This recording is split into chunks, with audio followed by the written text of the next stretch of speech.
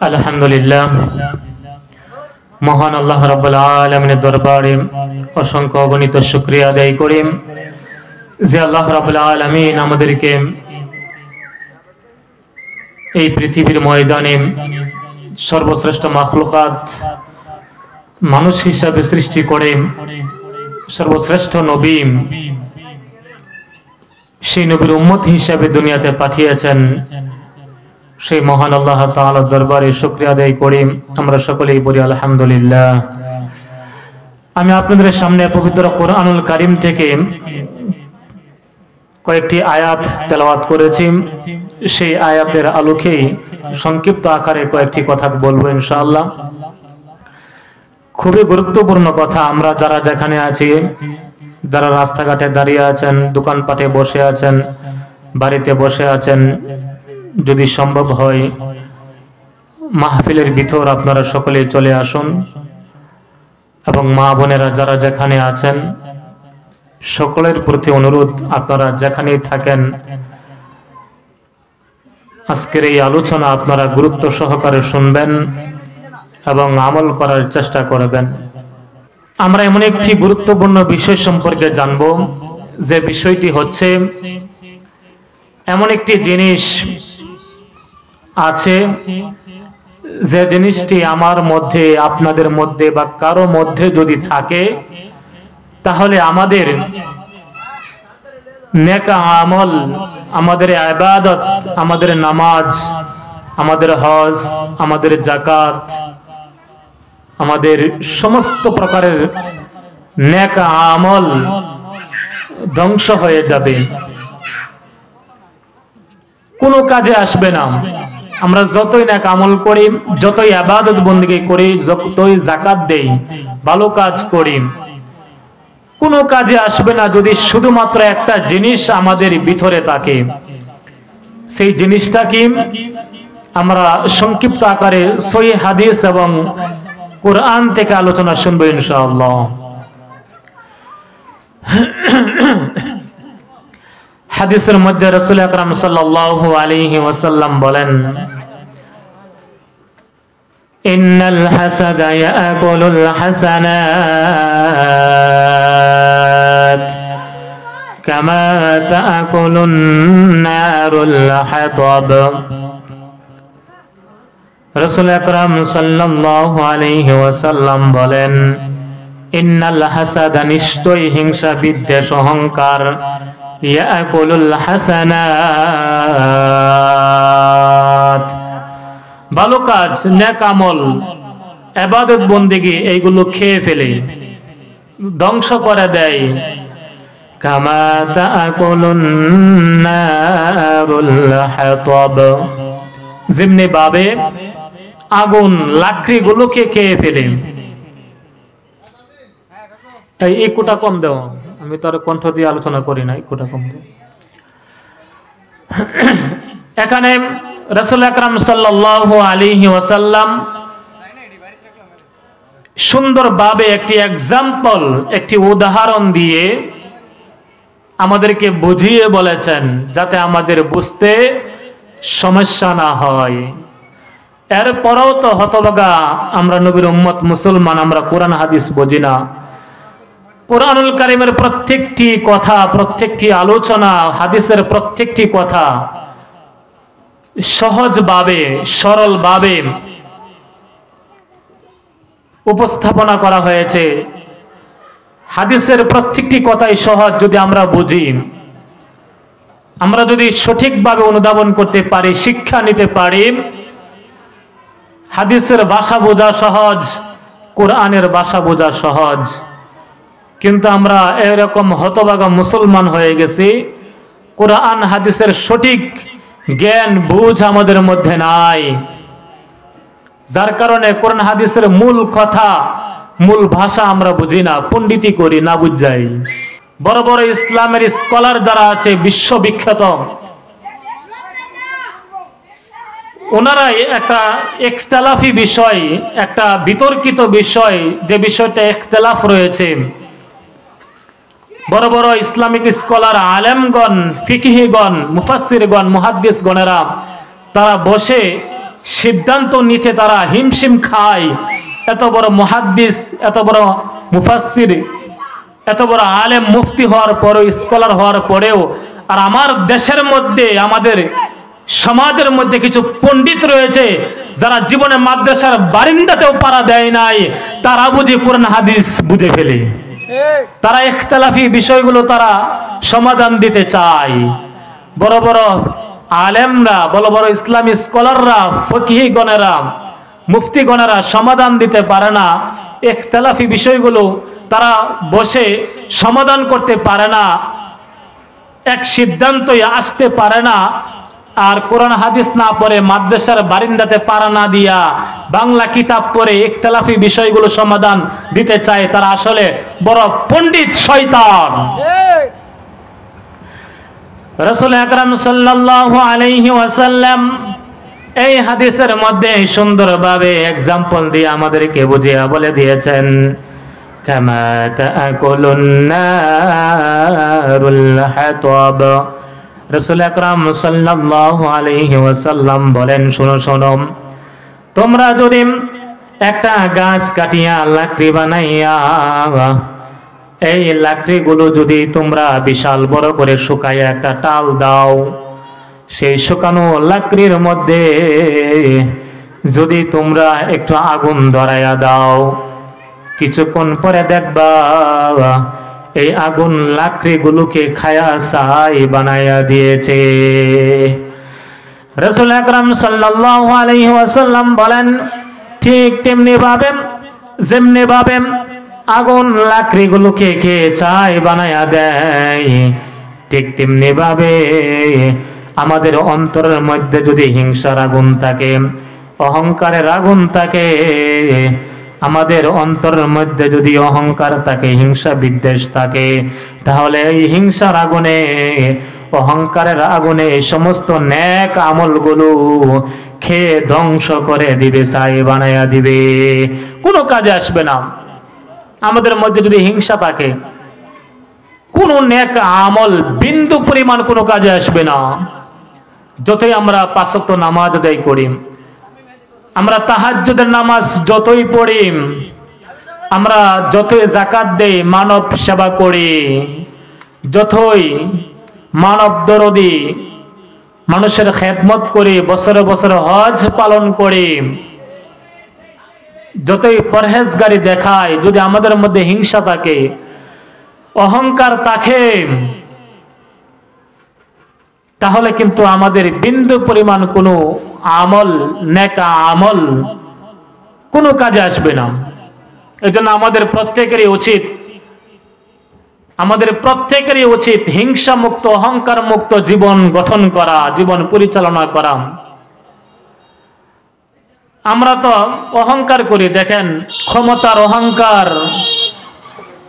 টাকা পয়সার অহংকার, অনেকে আবার মেধার অহংকার, জ্ঞানের অহংকার, ইলমের অহংকার করি। অনেক বড় বড় আলেম আছে, অনেক বড় বড় ইসলামী স্কলার আছে, তারা দেখবেন যারা প্রকৃত আলেম, হক্কানি আলেম, যাদের মধ্যে ইলমের ভান্ডার আছে, সহি ইলম আছে, তারা কোনো সময় অহংকার করে না, বেড়াগিরি করে না, ক্যাম্পাসার গিরি করে না, কোনো সময় চ্যালেঞ্জের কথা বলে না, কোনো সময় বড় গলায়, জোর গলায় কথাও বলে না। আর আমাদের কিছু ফুটপাতের আলেম, আরে আলেম কি মাদ্রাসার বারিন্দাতে অনেকেই পাড়া দেয় নাই, কোরআন হাদিসের অহংকার, ইলমের অহংকার করা শুরু করে দেয়। এটা কিয়ামতের আলামত এবং সমাজ, দেশ, মুসলমানদের ধ্বংসের কারণ, অধঃপতনের কারণ, মুসলমানদের মধ্যে ফিতনা বিশৃঙ্খলা হওয়ার কারণ। আর তা না হলে বড় বড় আলেমগণ, কত বড় বড় ইসলামী স্কলার আছে বাংলাদেশের মধ্যে, সারা বিশ্বের মধ্যে কত বড় বড় আলেম, ইলমের অভাব নাই, আমলের অভাব নাই, কোন সময় কোন ইখতিলাফি বিষয় নিয়ে বড় গলায় একটা বিন্দু পরিমাণ কথাও তারা বলে নাই। আর আমরা কি লেখাপড়া করলাম, কি জানলাম, কি শিখলাম, এত বড় অহংকারী করি, এলেমের বেড়াগিরি, ইখতিলাফি বিষয় নিয়ে বড় গলায় কথা বলি, এটা আমাদের জন্য খুবই দুঃখজনক বিষয়। এগুলো থেকে আমাদের ফিরে আসতে হবে। আমরা মুসলমানরা যদি সফলতা চাই, মুসলমানরা যদি বাংলাদেশের লাল সবুজের পতাকা, এই পতাকার মধ্যে যদি ইসলাম কায়েম করতে চাই, মুসলমানদের আধিপত্য যদি আমরা বাংলাদেশে প্রতিষ্ঠিত করতে চাই, ইখতিলাফি বিষয়গুলো আমাদের ছেড়ে দিতে হবে। যদি সম্ভব হয় সমাধান করবেন, সম্ভব না হলে যার যার মতো করে নম্র ভদ্রভাবে শালীনভাবে কথা বলে চলবেন। তো রাসূল আকরাম সাল্লাল্লাহু আলাইহি ওয়াসাল্লাম বলেন, ইন্নাল হাসাদা ইয়াকুলুল হাসানাত কামা তাকুলুন নারুল হাতাব। রাসূল আকরাম সাল্লাল্লাহু আলাইহি ওয়াসাল্লাম বলেন, আগুন যেমনি ভাবে লাকড়িগুলোকে খেয়ে ফেলে, ঠিক তেমনি ভাবে মানুষের অন্তরের হিংসার আগুন, অহংকারের আগুন মানুষের নেক আমলগুলো খেয়ে ফেলে। হিংসা এমন একটি গুনাহ, যে গুনাহটি সর্বপ্রথম অনুষ্ঠিত হয়েছিল দুনিয়াতেও, এবং গুনার তালিকার মধ্যে যখন গুনাহ আবিষ্কার হয়েছিল সর্বপ্রথম হিংসা হয়েছিল। আল্লাহ রাব্বুল আলামিন কোরআনুল কারীমের মধ্যে সুন্দরভাবে বিভিন্ন সূরার মধ্যে আলোচনা করেছেন এই হিংসার ব্যাপারে। আল্লাহ তাআলা বলেন, কোরআন থেকে আলোচনা করলে তো অনেক সময়ের প্রয়োজন, আর আমরা এমন একটি সমাজের মধ্যে, এমন একটি যুগের মধ্যে আমরা বসবাস করি, কোরআন এবং হাদিসের আলোচনা আমাদের শুনতে মনে চায় না। আমাদের মনে চায় কিছু কিচ্ছা কাহিনী, কিছু আউল বাউল ফাউল গান, জুস তোলা, এগুলো যেগুলো শুনলে আমাদের আমলদার হইব, আমলের পরিবর্তন আসবে, কিছু জানতে পারবো, কিছু শিখতে পারবো, এগুলো আমাদের শোনার আগ্রহ নাই। আল্লাহ রাব্বুল আলামিন বলেন, ওয়ালাকাদ খালাকনাকুম সুম্মা সাওয়ারনাকুম সুম্মা কুলনা লিল মালাইকাতি ইসজুদু লিআদম ফাসাজাদু ইল্লা ইবলিস। আল্লাহ রাব্বুল আলামিন যখন আদম আলাইহিস সালাতু ওয়াস সালামকে সৃষ্টি করেছেন, অনেক বড় ইতিহাস আমরা অনেকেই জানি। আদম নবীকে যখন সৃষ্টি করলেন, সৃষ্টি করার পরে সকল ফেরেশতাদেরকে আদেশ করলেন, সুম্মা কুলনা লিল মালাইকাতি ইসজুদু লিআদম, হে ফেরেশতারা আমার এই আদমকে সিজদা করুন। ফাসাজাদু ইল্লা ইবলিস, ফাসাজাদু সবাই সিজদা করলো, ইল্লা ইবলিস, ইবলিস সিজদা করে নাই। লাম ইয়াকুম মিনাস সাজিদিন, সে সিজদাকারীদের সাথে অন্তর্ভুক্ত হয় নাই। আল্লাহ তাআলা তাকে জিজ্ঞাসা করলেন, قال ما منعك ألا تسجد إذ أمرتك, হে ইবলিস তুমি কেন সিজদা করো নাই, তোমাকে কে বাধা দিল, কে নিষেধ করলো? ইবলিস তখন জবাব দিল, قال أنا خير منه خلقتني من نار خلقتني من نار وخلقته من طين। তার মধ্যে একটা অহংকার ঢুকে গেল, হিংসা ঢুকে গেল। দেখেন এই যে অহংকার সর্বপ্রথম অনুষ্ঠিত হয়েছিল, ইবলিস করেছিল অহংকার। সে ছিল ফেরেশতাদের লিডার, আপনারা অনেকেই জানেন, সবাই জানেন। ফেরেশতাদের লিডার হওয়ার পরেও অহংকার, শুধুমাত্র অহংকার করার কারণে আল্লাহ তাআলা কি করলেন? قال فهبط منها فما يكون لك أن تتكبر فيها فاخرج إنك من الصاغرين। তাকে জালেমদের অন্তর্ভুক্ত করে দিলেন, তাকে ধমক দিয়ে বের করে দিলেন, বের হয়ে যাও, আমার সামনে দাঁড়িয়ে এখানে থেকে অহংকার করার কোনো সুযোগ নাই। কত বড় সাহস তোমার! অহংকারীকে আল্লাহ তাআলা পছন্দ করে না। জান্নাত থেকে বের করে দিলেন, জালেমদের অন্তর্ভুক্ত করলেন, জাহান্নামী বানায়া দিলেন। এখনো আমরা যারা অহংকার করি, অহংকার করা ইবলিসের স্বভাব, শয়তানের স্বভাব। আমরা যারা টাকা পয়সার অহংকার, দাপটের অহংকার, ক্ষমতার অহংকারী করি, এলেমের অহংকারী করি, বড়াই করি, বেড়াগিরি করি, এগুলো শয়তানের স্বভাব। মনে করবেন সে এক ধরনের মানুষ নামক ইবলিস, শয়তান।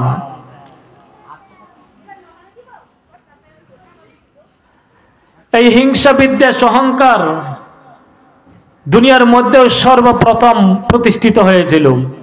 আপনারা তো সবাই জানেন হাবিল কাবিলের ইতিহাস। এই দুই ভাইয়ের মধ্যে যে ঝগড়া হয়েছিল হিংসা নিয়ে। হিংসা এমন একটি অপরাধ, সমস্ত নেক আমল ধ্বংস করে দেয়। এবং হিংসা যদি চলে আসে, কারো প্রতি যদি হিংসা চলে আসে, দেখবেন বদনাম, তার সমালোচনা করা আমরা শুরু করে দেই। এই হিংসা থেকে সৃষ্টি হয় গীবত। গীবত তো আরো মারাত্মক অপরাধ। গীবত এমন একটি অপরাধ, আমি যদি গীবত করি, আমার সমস্ত নেক আমল, যার গীবত করব, যার বদনাম করব, সমালোচনা করব, তার আমল নামে চলে যাবে।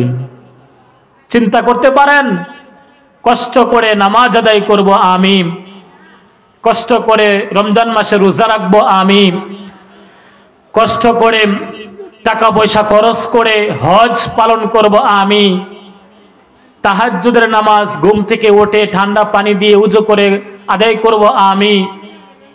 আর এই আমলের সওয়াবগুলো চলে যাবে আরেকজনের আমল নামায়। একটা বারও তো আমরা চিন্তা করি না এরকম গীবত করার সময়। চার দোকানে বসে বসে, বিভিন্ন জায়গায় বসে বসে আমরা যে মানুষের সমালোচনা করি, আমরা যে মানুষের বদনাম করি, আমরা যে গীবত করি, একটি বারও তো আমরা চিন্তা করি না। একটি বারও আমরা চিন্তা করি না। ইমামে আজম ইমাম আবু হানিফা রাহমাতুল্লাহি আলাইহি কোন সময় মানুষের গীবত করতেন না। এজন্য অনেকেই তাকে কৃপণতা বলে ডাকতেন, যে মানুষকে নেক আমল দিতে চাই না। এক আল্লাহর ওলির বদনাম, সমালোচনা, গীবত করতেছিল একটি চার দোকানে বসে বসে মানুষেরা। দেখবেন যারা সমাজের মধ্যে যারা সবচাইতে ভালো মানুষ, এলাকার মধ্যে যারা সবচাইতে ভালো মানুষ, দেশের মধ্যে যারা সবচাইতে ভালো মানুষ, তাদেরই সবচাইতে বেশি সমালোচনা করা হয়, তাদেরই বেশি আমরা সবচাইতে বেশি গীবত করি, বদনাম করি। আর আমরাও এখন ধরে নিতে পারি, যাদের সবচাইতে বেশি বদনাম করা হয়, সমালোচনা করা হয়, আমরা ধরে নেই অবশ্যই সে মনে হয় ভালো মানুষ। কারণ আমরা জানি যে ভালো মানুষ তারই বদনাম বেশি করে মানুষ, খারাপ মানুষের বদনাম কমেই করে। আমরা তো হালাল হারাম না বুঝেই বদনাম করি, কোনটা হক কোনটা বাতিল এটাও আমরা অনেক সময় জানি না। চার দোকানে বসে বসে আমরা অনেক সময় যে বদনামগুলো করি, এগুলো আমরা না বুঝে অনেকেই করি। আমরা অনেকে এরকম বদনাম করি, দেখেন হালাল হারাম, হক বাতিল, সঠিক বেঠিক আমরা বুঝি না। আমরা এক কুদ্দুস মোল্লা, সে কিছু দিনী লাইনে লেখাপড়া করে বা নামাজ রোজা করে, দিনী লাইনে চলার চেষ্টা করে, ইসলামের নিয়ম কানুন, নামাজ রোজা এগুলো আদায় করে, সেই কুদ্দুস মোল্লা 4টা বিয়ে করছে। কি আকাম নাজনি করে ফেলছে, চার দোকানে বসে বসে এরকম বদনাম বলা শুরু করে। আরে শুনছস নি কি হয়েছে? জানোস না ওই যে ওই ওই এলাকার ওই পাশে ওই সাইডের ওই পাশের কুদ্দুস মোল্লা সাইড দেবে করছে, সাইড দে কেমন খারাপ আর খারাপ, কত বড় খারাপ চিন্তা করস, কে কামরা করলো হের মতো বেড়া সাইড দেবে করে লাইছে, হে চোখ বালা না, হে নজর বালা না, হে খারাপ, কি বদনাম। অথচ যে বদনাম করতেছে তার বাড়ির ওই এক মেয়ে 15 দিন এক সারা লইয়া ভাগ্য পড়ে রয়েছে, এটা কোনো বদনাম নাই। বিবাহের আগেই এক ছেলে এক মেয়ে ভাগ্য যাওয়া, 15 দিন পরে আসা, এটা কোনো বদনাম না। যদি বলা হয় কিও কুদ্দুস মোল্লা 4টা বিয়ে করছে, এতেই তোমরা এত বদনাম, এত কথা কও, তোমার বাড়ির যে বেডি গেল গা এক বেড়ার লগে, কইতে এই যুগে কিছু হয়ই,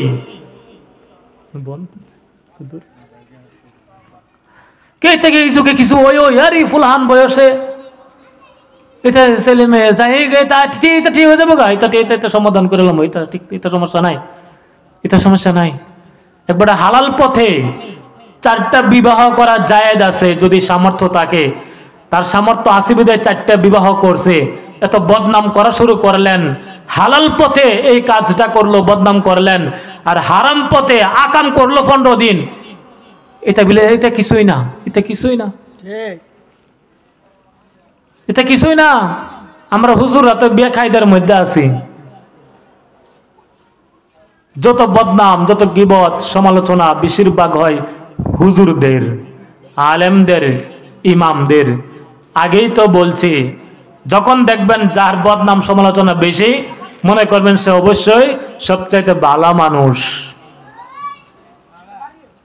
আলেমদের কত দোষ, দোষের শেষ নাই। আলেমরা এরকম একটা সমস্যার মধ্যে আছে, দেখেন এক লোক তার স্ত্রী সিঁড়ি দিয়া 2 তলার মধ্যে উঠতেছে, কয়েকটা সিঁড়ি পাড়া দিল, কয়েকটা সিঁড়ি উপরে যাওয়ার পরে তার স্বামী বলছে তুই যদি সিঁড়ি বাইয়ের নিচে নামোস 3 তালাক, তাহলে উপরে যাই, কোনো উপরে যাইলেও 3 তালাক, দাঁড়ায় থাকি, দাঁড়ায় থাকলেও 3 তালাক। হুজুরা দেখবেন একটু তাড়াহুড়া করে হাঁটেলে সমস্যা, দাওয়াত খাওয়ার লাগে দৌড়তাছে দৌড়তাছে দাওয়াত খাইতো। আবার যদি আস্তে আস্তে হাঁটে তো মানুষের বাদ খায়া ফেটটা ভারী বানায় লাইছে, হাত তারা না, বদনাম। তাড়াতাড়ি হাঁটলেও সমস্যা, আস্তে হাঁটলেও সমস্যা। এই হচ্ছে আলেমদের হুজুরদের অবস্থা। কি করব হুজুররা? তো হিংসা গীবত সৃষ্টি করে এক আল্লাহর ওলির বদনাম 4 দোকানে বসে বসে মানুষেরা করতেছে। আল্লাহর ওলির বদনামে তো আমরা বেশিরভাগ করি, আলেমদের বদনামে তো আমরা বেশিরভাগ করি, হুজুরদের বদনামে আমরা বেশিরভাগ করি। 50-60 বছর পরে নামাজ ধরে ধরে তো ধরেই হুজুরদের ভুল ধরে, নামাজ তো ধরে না, মসজিদের ভিতরে আইসা হুজুরদের ভুল ধরে, ইমামের ভুল ধরে। আরে মিয়া, তুমি তো 50-60 বছর 40 বছর পরে নামাজ ধরলা, যার ভুল ধরো তার মাসুম অবস্থায় নাবালক অবস্থায় যে ওয়াক্ত নামাজ মাদ্রাসা থাকাকালীন আদায় করেছে, তোমার এখন মরণ পর্যন্ত আদায় করলেও সেই সমান নামাজ তোমরা আদায় করতে পারবা না। 60 বছর পরে আইসা হুজুরদের ভুল ধরো।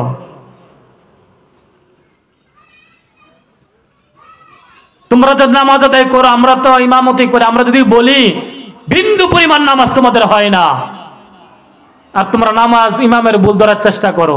একটা বারো চিন্তা করো না, একটা মাদ্রাসার ছাত্র, একটা হুজুর নাবালক থাকা অবস্থায়, মাসুম থাকা অবস্থায় নামাজ আদায় করে, ইবাদত করে, নাবালক বালেগ হওয়ার আগের ইবাদত পরিমাণে ইবাদত তোমরা আগে করিয়া লও। হুজুররা শর্টকাট করে, হুজুররা সুন্নত কম পড়ে, নামাজ কম পড়ে। কেন নামাজ কম পড়ে? হুজুরদের ইবাদত কি পরিমাণ তোমরা কি বুঝবা? তো হুজুরদের ইবাদত, হুজুরদের ভুল ধরার জন্য আমরা পাগল হারাম। এক আল্লাহর ওলি এক হুজুরের আলেমের ভুল ধরা সমালোচনা করতেছে 4 দোকানে বসে বসে।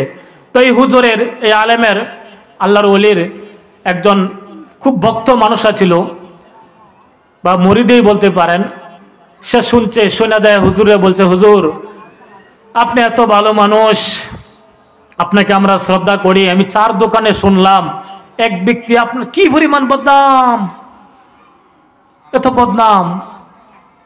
তখন ওই হুজুরে ওই ব্যক্তির পরিচয় নিলেন, বাড়ি কোথায়, ঠিকানা কোথায়। পরিচয় নেওয়ার পরে তার একজন কর্মচারীকে বলল যে ভাই যাও, আমার বাড়ির খেজুর গাছের কিছু খেজুর গাছ থেকে পেরে আনো। খেজুর ভালো করে পাকে নাই, আধা পাকা আধা কাঁচা কিছু খেজুর পেরে আনলো। ব্যাগও করে দৌড় দিয়া এই হুজুর আল্লাহর ওলি আলেম চলে গেলেন যে গিবত করেছিল তার বাড়িতে। যাইয়া সুন্দর করে যে গিবত করেছে, সমালোচনা করেছে হুজুরের, তাকে দিয়া দিলেন। দিয়া বললেন, ভাই আমার গাছের খেজুর বেশি পাকে নাই, আমি ভালো করে দিতে পারি নাই, যে সময় পাকবো আমি আপনাকে আরো খেজুর দিব। এই দৃশ্য যখন ওই হুজুরের বক্ত বা মুরিদ শুনলো, দেখলো, অবাক হয়ে গেল, আশ্চর্য, যে বদনাম করলো, যে সমালোচনা করলো হুজুরের, তাকে আবার খেজুর দিল, আবার বলল আরো দিবে। এটা তো বুঝলাম না। হুজুরকে জিজ্ঞাসা করলো, হুজুর আমি তো এটা বুঝলাম না, আপনি কি করলেন? যে গীবত করলো, সমালোচনা করলো, তাকে আবার আপনি খেজুর দিলেন, এটা তো হুজুর বুঝলাম না। হুজুর তখন বলে, শোনো, যে আমার গীবত করলো, যে আমার সমালোচনা করলো, সে আমার কত বড় উপকার করেছে তোমরা কি জানো? সে আমার গীবত করার কারণে, আমার বদনাম করার কারণে আমার আমল নামায় যে ত্রুটি বিচ্যুতি ছিল, যে গুনাহ ছিল, এই গুনাহগুলো তার আমল নামায় চলে গেছে। আর তার সামান্য কিছু নেক আমল ছিল, এই নেক আমলগুলো আমার আমল নামায় চলে আসছে। এত বড় উপকার যে করলো, যে তার নেক আমলগুলো আমাকে দিয়া দিল, আর আমার গুনাহগুলো তা সে নিয়ে গেল, আমাকে জান্নাতি বানাইয়া যে জাহান্নামে হয়ে গেল। এত বড় উপকার যে করলো, তাকে পুরস্কার দিব নাকি তোমাকে দিব? তাহলে তো তাকে দেওয়া দরকার, যে এত বড় উপকার করে। তো আজকে থেকে আপনারা যারা, আমরা যারা সমালোচনা করি, গীবত করি, সবসময় মনে রাখবেন, গীবত করা মানে আমার নেক আমলগুলো তাকে দিয়া দেওয়া। সোজা কথা, আমার নামাজের সওয়াব যার গীবত করলাম তাকে দিয়া দেওয়া। গীবত করা মানে আমার রোজার সওয়াব যার গীবত করলাম তাকে দিয়া দেওয়া। এজন্য ইমামে আজম ইমাম আবু হানিফা রহমতুল্লাহ আলাইহি বিশাল সমাবেশের মধ্যে তিনি দাঁড়িয়ে বলতেন, আমি কেন গীবত করি না জানো? আমি চাই নাই আমি নেক আমল থেকে বঞ্চিত হই। গীবত এমন একটি গুনাহ, হাদিসের মধ্যে আছে, রাসূল সাল্লাল্লাহু আলাইহি ওয়াসাল্লাম বলেন, আল গীবাতু আশাদ্দু মিনাজ জিনা, গীবত হচ্ছে জিনার চাইতেও বড় গুনাহ। জিনা বিবিচারের চাইতেও বড় গুনাহ হচ্ছে গীবত। গীবত এত বড় গুনাহ আমরা এটা কল্পনাও করতে পারি না। সাহাবায়ে কেরামদের সামনে যখন রাসূল আকরাম সাল্লাল্লাহু আলাইহি ওয়াসাল্লাম বললেন যে গীবত হচ্ছে জিনার চাইতেও বড় গুনাহ, সাহাবায়ে কেরাম অবাক হয়ে গেলেন। আমরা তো জানি, ইয়া রাসূলুল্লাহ, ইয়া হাবিবাল্লাহ। সাহাবায়ে কেরাম বলতে লাগলেন, ইয়া রাসূলুল্লাহ, ইয়া হাবিবাল্লাহ, আমরা তো জানি একটা ছেলে এবং একটা মেয়ে যদি অপকর্ম করবে, আকাম করে, এটাকে জিনা বলা হয়, এটাই তো সবচাইতে বড় গুনাহ, আমরা তো জানি। কিন্তু আপনি বলেছেন শুধুমাত্র 2 ঠোঁট দিয়ে একজনের বদনাম করবে, সেই বদনামটা জিনার চাইতেও কিভাবে বড় গুনাহ হয়ে যাবে? আমরা তো বুঝতে পারলাম না। রাসূল আকরাম সাল্লাল্লাহু আলাইহি ওয়াসাল্লাম বলেন, সাহাবীরা শোনো, কেউ যদি জিনা করে আল্লাহ তাআলার কাছে যদি খাস নিয়তে তওবা করে ফিরে আসে, তওবার মতো যদি তওবা করতে পারে, আল্লাহ তাআলা তাকে ক্ষমা করে দেয়, মাফ করে দেয়, জিনার গুনাহ মাফ হয়ে যায়। রাসূল আকরাম সাল্লাল্লাহু আলাইহি ওয়াসাল্লাম বলেন, শোনো, কেউ যদি গীবত করে, মানুষের সমালোচনা করে, একজনের বদনাম করে, এই গুনাহ আল্লাহ তাআলার কাছে তওবা করলে, মাফ চাইলে মাফ হয় না। এটা আল্লাহ তাআলা মাফ করে না। আল্লাহ তাআলার কাছে যতই মাফ চাই, এটা আল্লাহ তাআলা মাফ কখনো করবে না। ওই ব্যক্তি যার গীবত করেছে তার কাছে যাইয়া আগে মাফ চাইতে হবে। সে যদি মাফ করে, তখন আল্লাহ তাআলা ইচ্ছা করলে তাকে মাফ করতেও পারে, নাও করতে পারে। রাসূল আকরাম সাল্লাল্লাহু আলাইহি ওয়াসাল্লাম বলেন, এই জন্যই আমি বলেছি আল গিবাতু আশিদ্দু মিনাজ জিনা, জিনার চাইতেও গীবত বড় গুনাহ। কারণ হচ্ছে জিনা করে 1 করে হাজিরা দিতে হয়, আর গীবত করে 2 করে হাজিরা দিতে হয়। আবার যার বদনাম করলেন, সমালোচনা করলেন, যেখানে বসে করলেন, ওখানে বসেই কিন্তু আপনার মাফ চাইতে হবে। 10 জন মানুষের সামনে 4 দোকানে বসে আপনি একজনের বদনাম করলেন, ওই 10 জনের সামনেই আপনাকে ক্ষমা চাইতে হবে, মাফ চাইতে হবে, কথাগুলো ফিরিয়ে নিতে হবে। যা আমি তোমাদের 10 জনের সামনে এরকম একটা বদনাম করেছিলাম, আসলে এটা ঠিক নয়। আপনি ওই 10 জনের সামনেই কিন্তু মাফ চাইতে হবে।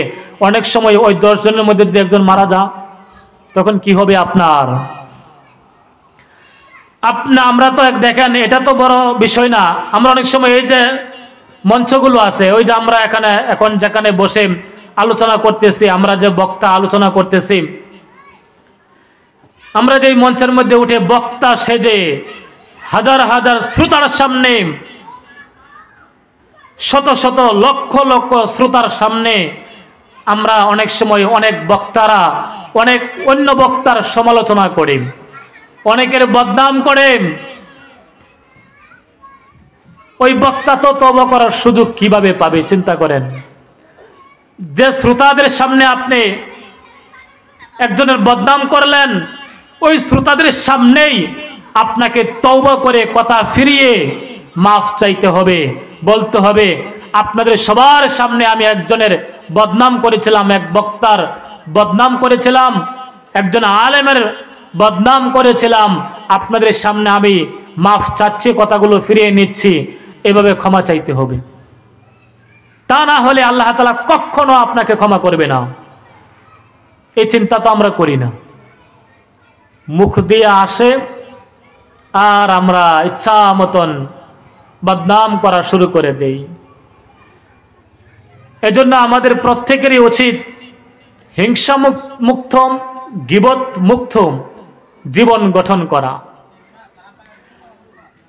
আমরা প্রথমে জানলাম হিংসা কি করে সমস্ত নেক আমল, ইবাদত বন্দেগী ধ্বংস করে দেয়, কোনো কাজে আসে না। আমরা তো অনেকেই খুশি যারা নামাজ আদায় করি, যারা বছরে বছরে হজ করি, মানব সেবা করি, তাহাজ্জুদের নামাজ পড়ি।